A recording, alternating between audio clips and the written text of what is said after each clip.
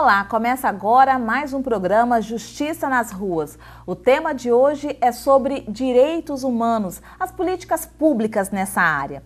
Em nosso estúdio, nós estamos recebendo o deputado estadual Genivaldo Lievori e também o advogado Cássio Rebouças de Moraes, advogado e vice-presidente da Comissão de Direitos Humanos da OAB Espírito Santo. Obrigada pela presença de vocês em nosso programa. Eu que agradeço, prazer é todo meu. Nossa primeira pergunta é um balanço atual de como está a efetivação dos direitos humanos no Brasil. Em que nós avançamos? Vou começar pelo deputado Genivaldo Lievori. Deputado, qual a avaliação do senhor sobre esta área? Primeiramente, é importante esclarecer que direitos humanos é tudo que se refere à dignidade da pessoa humana. Direitos humanos é muito amplo e não é discutido só agora. Isso antes de Cristo, o Código Hammurabi, na Babilônia, já tinha preceitos de direitos humanos. E como nós vamos discutir a questão da lei, não só a lei que dá um freio no Estado para respeitar a dignidade da pessoa humana. Há muitas civilizações que, sem leis, com seus costumes sociais, culturas, elas podem respeitar a dignidade da pessoa humana. E falar em direitos humanos no Brasil, um Brasil que, primeiro, foi invadido, violando os direitos humanos das pessoas, dos povos indígenas. Primeiro, então, uma história nossa do Ocidente que veio aqui explorar, não só massacrar fisicamente os povos indígenas, mas acabar com a sua religião, com a sua cultura, com a sua relação social. Então, o histórico do Brasil é de massacre.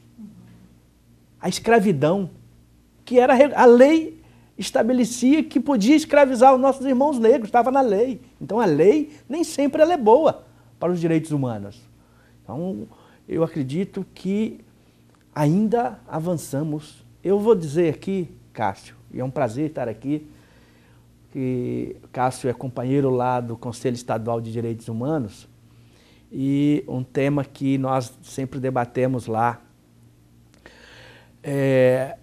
Nós tivemos avanços, bastantes avanços, as leis deram alguns freios, mas ainda, passado esses 500 anos, e olha que eu não sou idoso ainda, mas na minha adolescência, o massacre ideológico era tão grande que, por exemplo, eu ia ao cinema, era os brancos matando os índios.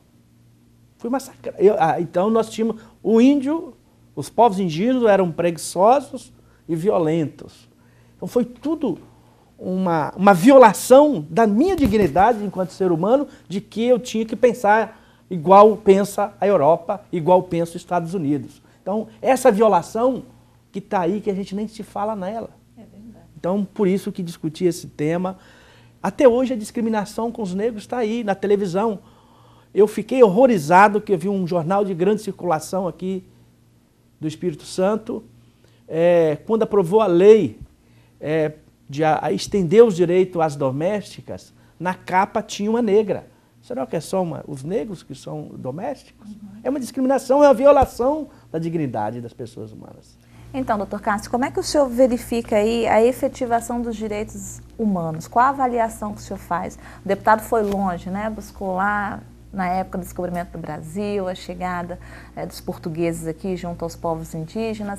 E o senhor, qual a avaliação que o senhor faz? Eu acho que o deputado está corretíssimo. De fato, nós temos uma história de violação a direitos humanos no Brasil que não vem de agora, né? Nós já passamos no mundo por uma fase de luta em que foi derramado muito sangue pela declaração de determinados direitos que nós tínhamos, que foram eventualmente garantidos em tratados, em constituições, em leis, e hoje em dia nós estamos na segunda fase da luta, que não deixa totalmente a primeira, mas é a fase de efetivar esses direitos que já estão declarados desde pelo menos 1948, com a Declaração Universal de Direitos Humanos.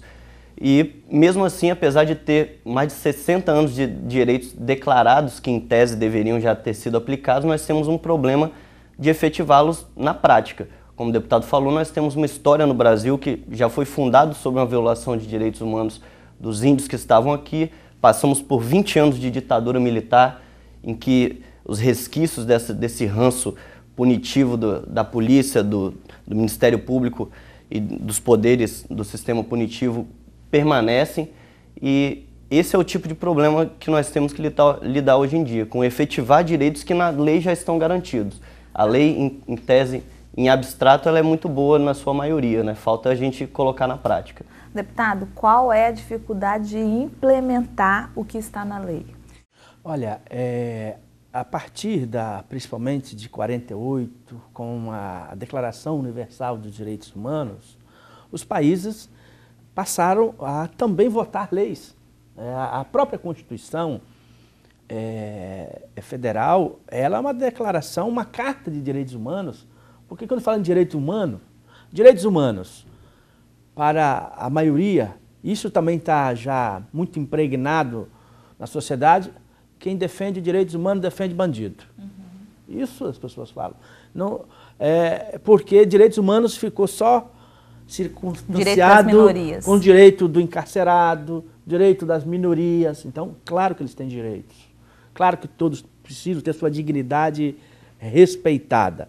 E hoje, várias conquistas foram feitas, através de movimentos, de ações da sociedade organizada, os próprios direitos sociais, que são direito humano, a cultura, a moradia, a saúde decente, a educação, são direitos humanos essenciais para a dignidade da pessoa humana. E isso, gradativamente, estão sendo implementados. A partir do momento que os governos se preocupam, por exemplo, em acabar com a miséria, é uma política pública importante. A partir do momento que o nosso Congresso vota a Lei Maria da Penha, nós vivemos numa sociedade que mais viola os direitos humanos das mulheres. Uhum. Uma sociedade machista, onde até bem pouco tempo atrás, a mulher não tinha direito de votar. Quer dizer, passaram-se muitos anos, mas ainda hoje nós temos a violência doméstica que está ainda, eu não digo que é cultura, é um mau costume, porque cultura não é isso. Então, aonde acontece a maior violações dos direitos humanos das mulheres? Dentro de casa, com marido, ex-marido, companheiro, namorado, amigo e vizinho. As crianças e adolescentes são violentados. Os nossos idosos, as pessoas com deficiência, o morador de rua. E isso é banalizado.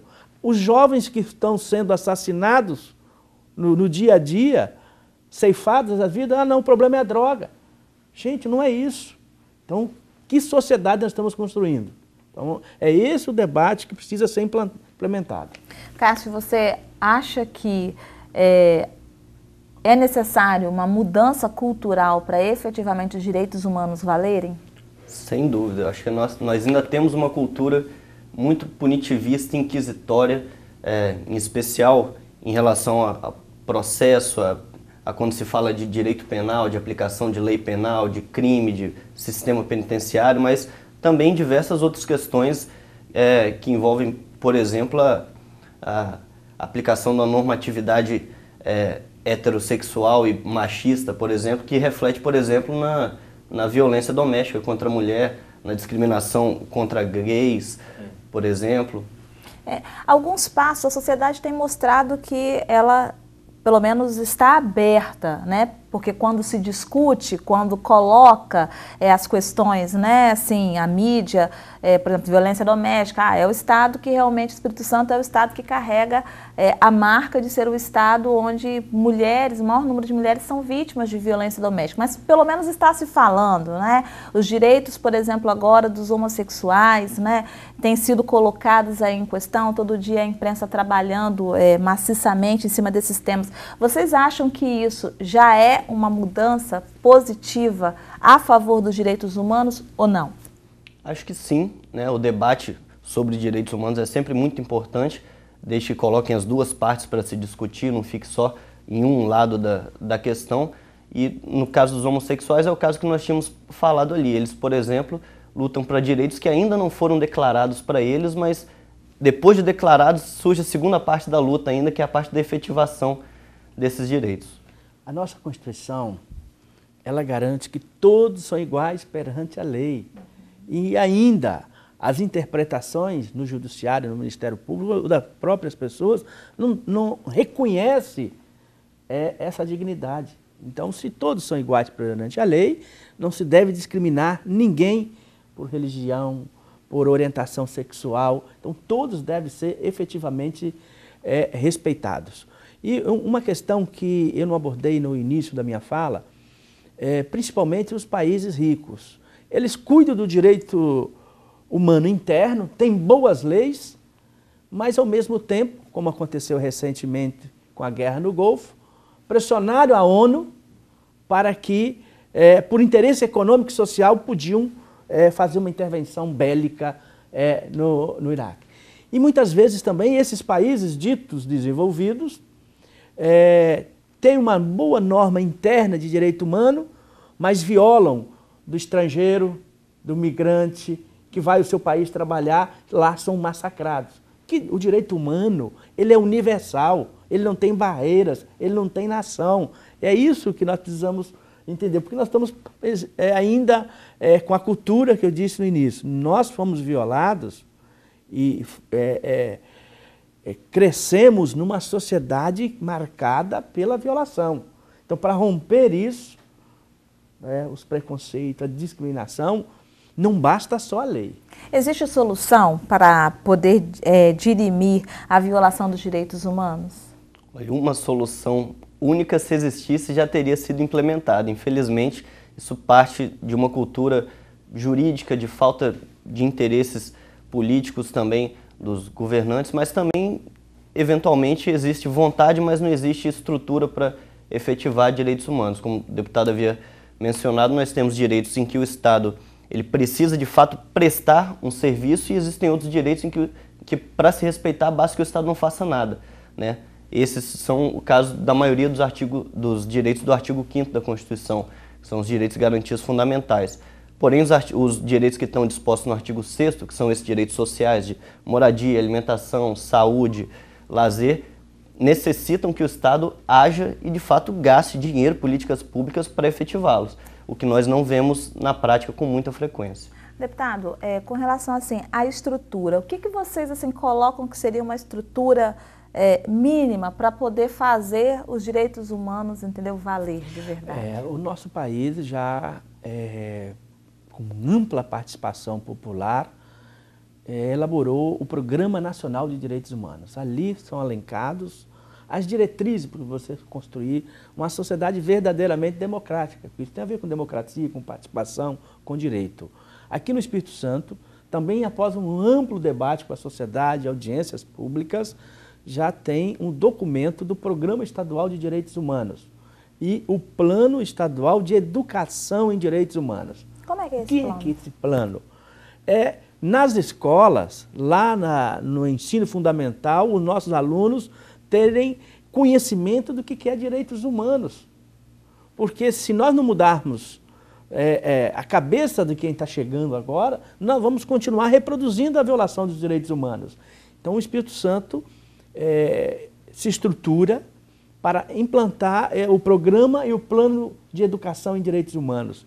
E com certeza as novas gerações, com essas informações, com conhecimento, com respeito à diversidade, você imagina na escola uma criança, um adolescente homossexual, como é que ela é discriminada. Você imagina na escola um filho, uma filha de um encarcerado, como ele é ainda discriminado. Então, conviver com essa diversidade precisa da educação. Só a lei não basta. A Lei Maria da Penha, que pune o homem agressor, também tem um capítulo de educação que o poder público precisa. Aquele homem que foi gerado, gestado num ambiente de violação machista, como é que ele vai mudar o seu comportamento? Eu digo que, quando eu comecei a minha militância, uma das questões que, no movimento sindical, nós tivemos uma aula com um antropólogo para mostrar que homens e mulheres têm direitos iguais. Porque muitos que se dizem revolucionários cometem opressão de gênero, de orientação sexual, porque é essa educação que ele recebeu, é essa formação que ele recebeu. Por isso que eu vejo com muita esperança que o Plano Estadual de Educação e Direitos Humanos é uma ferramenta, se bem usada, pode mudar com o tempo essa relação de violações. E o Plano Estadual de Educação e Direitos Humanos cumpre essa função de tentativa de mudança de uma cultura, como a gente vinha falando, que já vem de muitos anos atrás. Ele vai tratar não só de escolas, de crianças, mas também de universidade, de pesquisa no tema de direitos humanos. E o Programa Estadual de Direitos Humanos vai tratar de outras questões, por exemplo, relativas ao sistema penitenciário, a democratização de direitos de minorias, por aí vai. Mas eu acho que esse é, por exemplo, um bom pontapé inicial, né? Nós temos um belo documento, que aqui no Espírito Santo foi feito com participação ampla da sociedade. Eu participei, o deputado participou, pelo Conselho Estadual de Direitos Humanos, onde somos conselheiros lá. Houve ampla participação popular e saiu de lá um documento extenso, minucioso, muito debatido entre poder público e sociedade. Eu acho que ali já tem diretrizes iniciais para a implementação de uma política de direitos humanos muito efetiva na sociedade e nas escolas, onde quer que os direitos humanos estejam presentes. Ok. Eu vou pedir licença para vocês e chamar para um rápido intervalo, mas a gente já volta. E você não saia daí.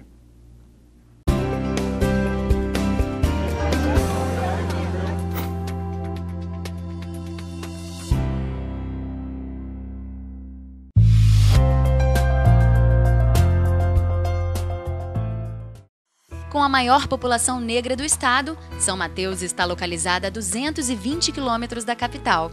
Se precisar da justiça, procure o Fórum Santos Neves, Avenida João Nardoto, número 140, Jaqueline. Telefone 3763-8900.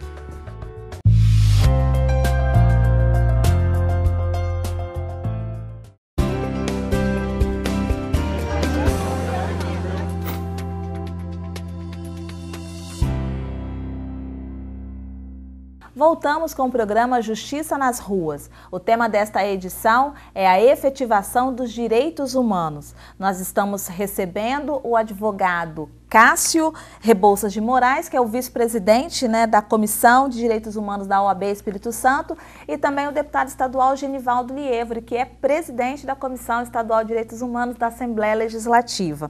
Neste bloco, nós vamos conversar um pouquinho sobre a questão do papel do poder público na luta por esses direitos. Como é que vocês têm olhado as diversas instituições sob a temática dos direitos humanos? Tá bom, não tá bom, precisa melhorar? A gente acabou falando de um documento que é o Plano Estadual de Direitos Humanos, que o Espírito Santo já possui, já elaborou.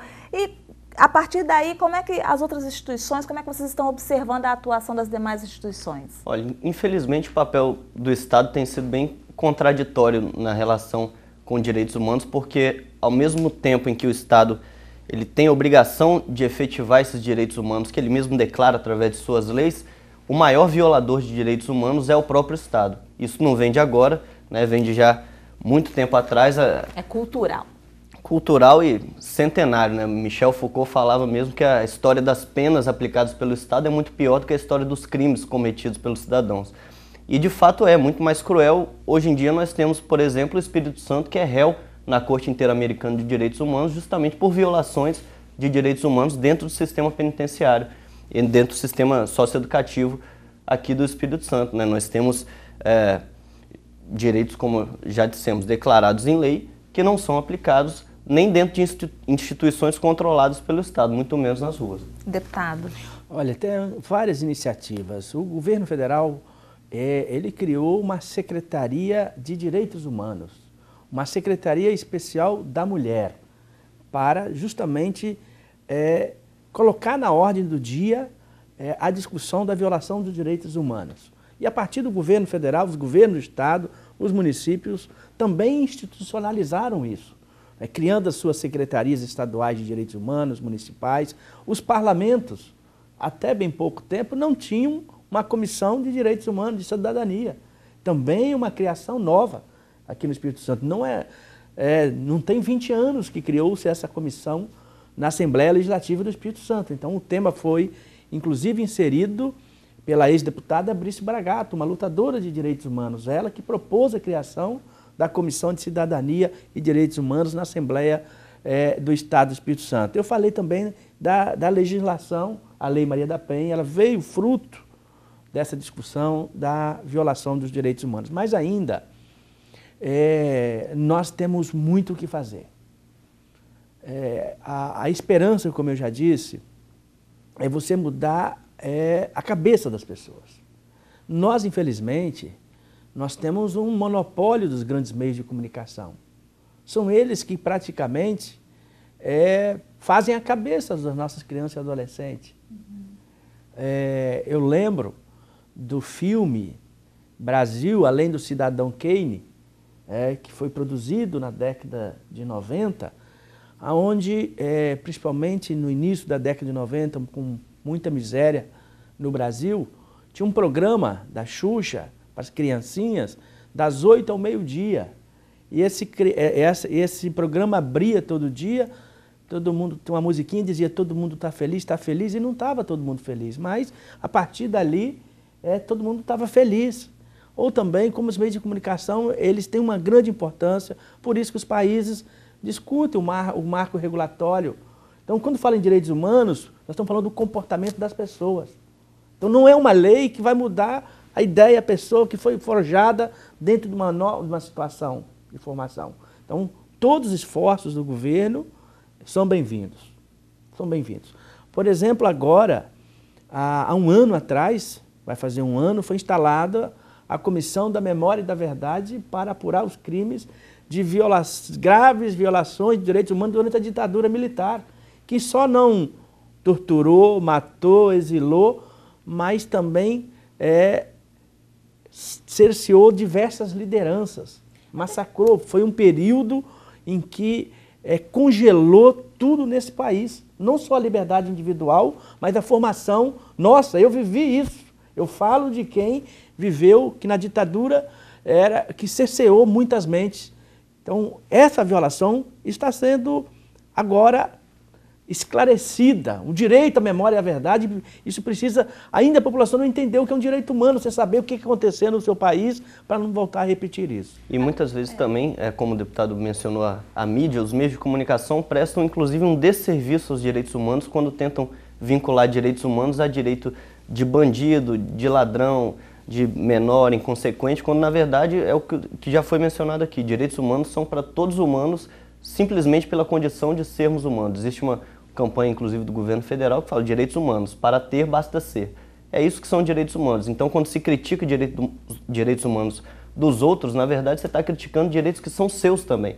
Só que muitas vezes os nossos nós já vemos efetivados. Para os outros ainda não foram efetivados e aí que está o problema. Os direitos humanos, na realidade, eles são caracterizados, entendeu? Como o direito das minorias. É a luta pelo direito das minorias. Isso não é prejudicial? Não, mas ele é caracterizado assim. Ele não é assim. Ele é caracterizado. Qualquer um na rua, por exemplo, direitos humanos dos bandidos, direitos humanos dos menores infratores e irresponsáveis. Ele é caracterizado assim. Até que ponto isso prejudica a atuação das comissões, entendeu? Das instituições, entendeu? Dos poderes. Esse é outro desafio que nós precisamos superar. Porque é importante dizer que para consolidar um Estado democrático de direitos que respeita a dignidade da pessoa humana, é preciso enfrentar esse desafio. Porque interessa a um setor violar os direitos humanos e dizer que não estão violando. Olha, a grande discussão foi, por exemplo, agora, as leis para cotas nas universidades, que são as políticas afirmativas. Quantos setores da sociedade foram contra isso? Então, quando se fala de direitos humanos, com certeza vamos ter setores da sociedade que vão continuar com as críticas. E nós precisamos, homens e mulheres de bem, fazer o debate, o diálogo, e é isso que está acontecendo, e é essa oportunidade que nós temos aqui de fazê-lo. E os direitos humanos, assim como todos os outros direitos, sempre passam por esse processo de disputa, e derrota e vitória, eventualmente, inclusive... Uma curiosidade, a cor do curso de Direito, por exemplo, é o vermelho, simboliza justamente isso, o sangue derramado na luta pelos direitos que nós temos hoje em dia. Nunca foi fácil, nunca vai ser, mas a luta permanece. Ok, então. Na prática, os sistemas ideológico-políticos têm a tendência de valorizar alguns tipos de direitos em face dos outros? Por exemplo, agora, dois temas que estão em voga, né, que estão sendo muito bem falados, é a questão da violência doméstica e a questão dos direitos das pessoas homossexuais. Vocês acham que isso daí canaliza o olhar e aí as outras parcelas vão ficando esquecidas ou não? Olha, ainda no Brasil, principalmente depois de grandes manifestações que chocam às vezes a sociedade, até lei sai desse momento. O Congresso e os parlamentos são movidos pela realidade da sociedade. Eu acho que quando os assuntos são pautados, como essa questão do direito das minorias, dos homossexuais, isso precisa ser amplamente debatido na sociedade e enfrentar a realidade. Claro, sem esquecer de que a sociedade ela é ampla e para ser democrática ela precisa sempre estar atenta a tudo que acontece e que envolve a dignidade da pessoa humana. Doutor Cássio, a proteção de certos direitos, né, aí agora no âmbito da lei, exige a limitação de outros? Muitas vezes sim, né? Mas como a gente fala, não existem direitos absolutos. Muitas vezes para você exercer determinados direitos, outras pessoas vão ter que ver alguns dos seus restringidos, o que não implica em eliminação de direito nenhum. É assim que funciona todo o sistema de efetivação de direitos humanos. É o caso, por exemplo, da liberdade de expressão, que tem sido muito debatido hoje em dia em razão da manifestação de alguns setores políticos, religiosos, contra os direitos dos homossexuais. Ninguém é contra a manifestação deles, no sentido de acharem errado ou certo determinados direitos, mas o direito à liberdade de expressão também não é absoluto, não pode violar direitos de terceiros. Eu gostaria de comentar com vocês aqui um tema que realmente não tem, né, uma iniciativa que não tem como fugir da área de direitos humanos, que é a instituição da Comissão da Verdade, né? Então, o deputado até já comentou em uma das respostas, né, o resgate de fatos do passado e, a partir de agora, a gente começa a trazer à tona isso. Como é que vocês analisam essa questão dentro do âmbito dos direitos humanos? Eu acho absolutamente fundamental a criação da Comissão Nacional da Verdade. Infelizmente, nós criamos no Brasil só depois de 20 anos depois da nossa Constituição, mas em outros países, como no Chile, foram criados logo depois da redemocratização, que é o ideal, mas não significa que vai ser inefetivo, né? Na Comissão Nacional da Verdade vai ter poderes agora para abrir arquivos que até então estavam fechados e ninguém sabia a história oficial do que acontecia no Brasil, relações com outros países, Operação Condor, esse tipo de informações que acabavam saindo de uma forma ou de outra por alguém que acabava abrindo a boca, digamos assim, durante a ditadura, agora vão sair de fontes oficiais, né? Coisa que a gente já sabia, mas precisava que o Estado admitisse e declarasse oficialmente como é que foi a realidade sombria dos tempos de ditadura. A Comissão da Memória e da Verdade ela tem uma importância muito grande, não só pessoal, porque as famílias têm o direito de saber onde seu ente querido está enterrado, quem o matou.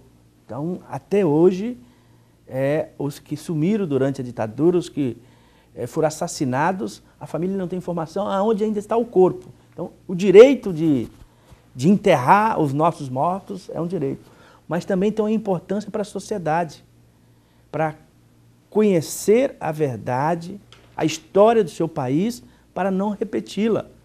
Então, é isso que tem um objetivo mais importante das comissões nacionais. Tem comissão aqui no Espírito Santo, foi instalada há poucas semanas uma comissão estadual da Memória e da Verdade, que vai apurar as graves violações que ocorreram aqui no Espírito Santo, quem fez, e ajudar a esclarecer ainda os crimes que houveram e ainda os corpos, a família não pôde enterrar o corpo das suas vítimas. O lema da luta da Memória da Verdade no Brasil é lembrar para não repetir. É importante desmascarar tudo que aconteceu para que a gente, sabendo daquilo que ocorreu, não venha a repetir esses atos. Já que falar de direitos humanos é efetivamente fazer um resgate, né, da história, hoje a nossa sociedade ela está preparada para isso? Qual a avaliação que vocês fazem, vocês que estão assim no dia a dia aí, trabalhando nessa área? Olha, por isso que tem o Plano Estadual de Educação, o programa todas as políticas públicas implementadas pelos governos, a criação do Sistema Único de Saúde, a criação do Sistema Único de Assistência Social. Então, são vários instrumentos que a sociedade, com muita pressão, isso não veio de graça. Foi a luta dos movimentos organizados que, a cada dia, precisam estar organizados e vigilantes para que esses direitos sejam assegurados verdadeiramente, não só na lei, mas na prática. Ok. Você considera que a sociedade está preparada para isso ou ainda falta um amadurecimento, vocês da OAB?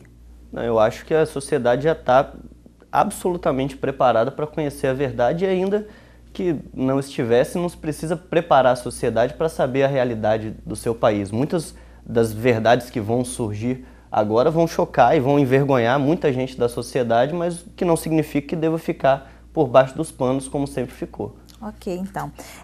Entre a lei e a prática, está faltando muito para poder as coisas andarem na visão de vocês? Na minha, falta bastante. É o que a gente vê na militância em direitos humanos, seja na Ordem, seja na Assembleia, seja no Conselho Estadual de Direitos Humanos. Quase a totalidade da nossa luta é para ver na prática efetivados os direitos que já estão declarados na lei e na Constituição. E isso acontece o tempo todo. No Espírito Santo, eu diria que talvez a parte mais grave seja o sistema penitenciário, que semanalmente nós temos problemas com isso, né? Um exemplo prático, por exemplo, 3 semanas atrás eu mesmo fui vistoriar um presídio pela Comissão de Direitos Humanos, acompanhado de outros colegas. Nós chegamos lá e verificamos as marmitas dos presos fedendo, né? Estragados, completamente estragados, chegando na penitenciária. Sendo que isso está declarado no artigo 6º da Constituição, na Lei de Execução Penal, Estatuto da Criança e do Adolescente, só que a prática continua violadora de direitos humanos, em especial no sistema penal. Impunidade, deputado? Muita impunidade ainda. Infelizmente, há muita demora ainda em julgamento no Poder Judiciário. Eu vou citar um exemplo. Em 99, um adolescente ameaçado pela polícia em Colatina apresentou a denúncia à Comissão Diocesana de Direitos Humanos. Nós encaminhamos para as autoridades e eu fui ouvido semana passada como testemunha. 99. A vítima já morreu, então já morreu anos depois, mas os processos demoram e isso causa uma das causas da impunidade muitas vezes. Então nós precisamos agilizar o nosso sistema de justiça, todo o sistema, para que não tenhamos a impunidade. Nós, falando da questão carcerária, já tem um projeto de lei na Assembleia que cria um mecanismo de prevenção à tortura, que institui esse mecanismo e um comitê também de combate à tortura, porque para ter uma política de enfrentamento a essa realidade. Esse comitê, formado por diversas pessoas, vai acompanhar, apurar todas as violações que tem, não só no sistema carcerário, mas todo o sistema de abrigo de pessoas. Ok. Doutor Cássio, tem mais alguma consideração?